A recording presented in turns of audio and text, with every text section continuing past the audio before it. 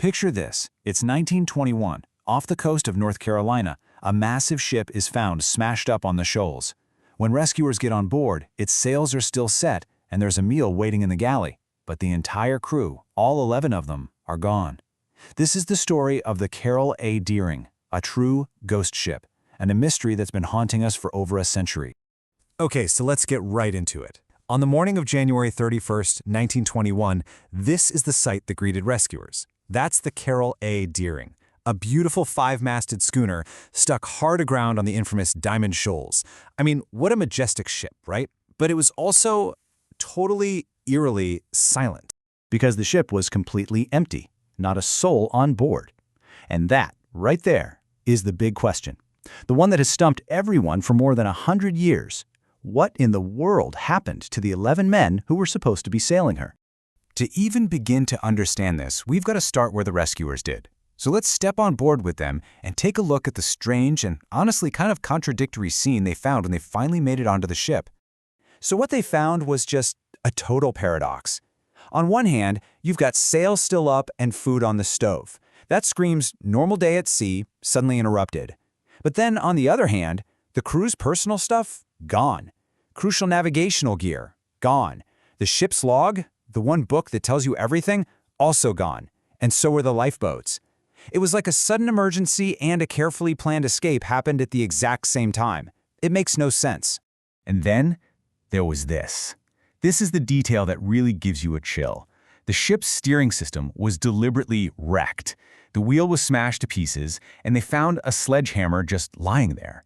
This wasn't just an abandonment. This looks like sabotage, maybe even violence. In the middle of all this chaos, this silent, eerie scene, the only living things the Coast Guard found were 3 starving cats. Every single person had vanished, leaving behind a true ghost ship in every sense of the word. So if we want to figure out what happened to the crew, we have to retrace the ship's last steps. Let's rewind the clock and follow its final voyage, because the clues start lining up in its last few days at sea. So check this out. The timeline starts to get really ominous.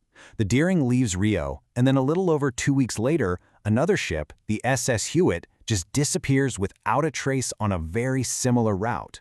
Then, only 2 days before the Deering is found wrecked, it's spotted off Cape Lookout and sends a very, very strange message.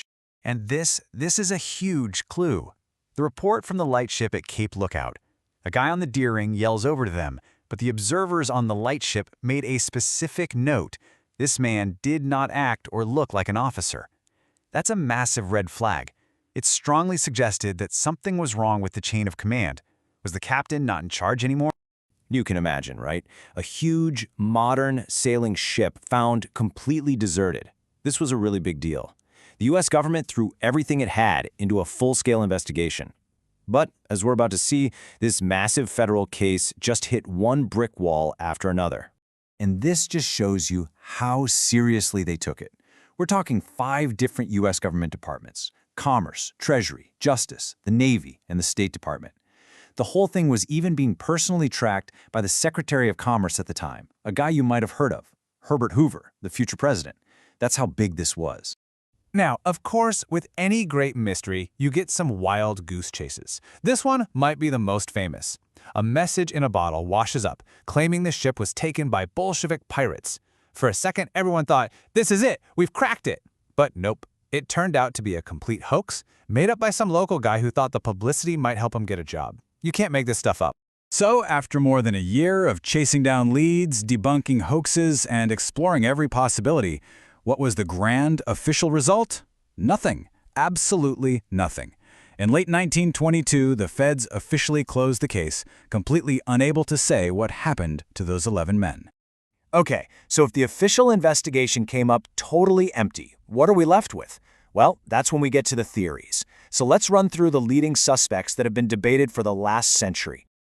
All right, first up, the most logical suspect, the weather. This part of the Atlantic is called the Graveyard of the Atlantic, and for good reason. It's famous for violent storms. So, a powerful hurricane could have torn up the ship, forcing the crew into the lifeboats. It seems rational, right? But here's the problem. A storm doesn't explain that smashed steering wheel, and it doesn't explain why someone would take the time to gather up all the navigational equipment before abandoning ship. Which brings us to people. And you've got two big theories here: mutiny or piracy. The piracy idea, maybe some Prohibition-era rum runners took the ship. It's dramatic, but there's really no evidence for it. The mutiny theory, though, that one has legs. It lines up perfectly with that key piece of evidence, the guy at Cape Lookout who did not look like an officer. That's a real clue that command had broken down. You add that to the missing logbook and the smashed helm, and mutiny starts to feel like a very strong possibility. And, when the real-world evidence runs out, that's when the spooky theories start to creep in. Inevitably, the Deering got tangled up in the legend of the Bermuda Triangle. It's a fun idea for sure, and it's a big part of the ship's myth, but factually speaking, the wreck was found just a bit north of the triangle's accepted boundaries. So while it's a cool story, it doesn't really get us any closer to the truth. So with no official answer and just a handful of conflicting theories, we have one last question. Why? Why does this particular ghost ship story still grab us so much more than 100 years later? I think the answer is actually pretty simple, and it's what makes this whole thing so haunting. It's the complete total lack of closure. No bodies were ever found, no wreckage from the 2 lifeboats ever washed up, not a single personal item. 11 men were on that ship, and it's as if they just blinked out of existence. And that is why, as our source material here puts it so well, the story of the Carroll A. Deering remains as one of the greatest unsolved maritime mysteries of all time. It's the perfect mystery because it has no final chapter. So after all this time, all we really have are those eerie clues, a few compelling theories, and one very famous ghost ship. The ocean is keeping its secrets on this one. So I'll turn it over to you. Looking at everything we've talked about, what do you think happened to the crew of the Carroll A. Deering?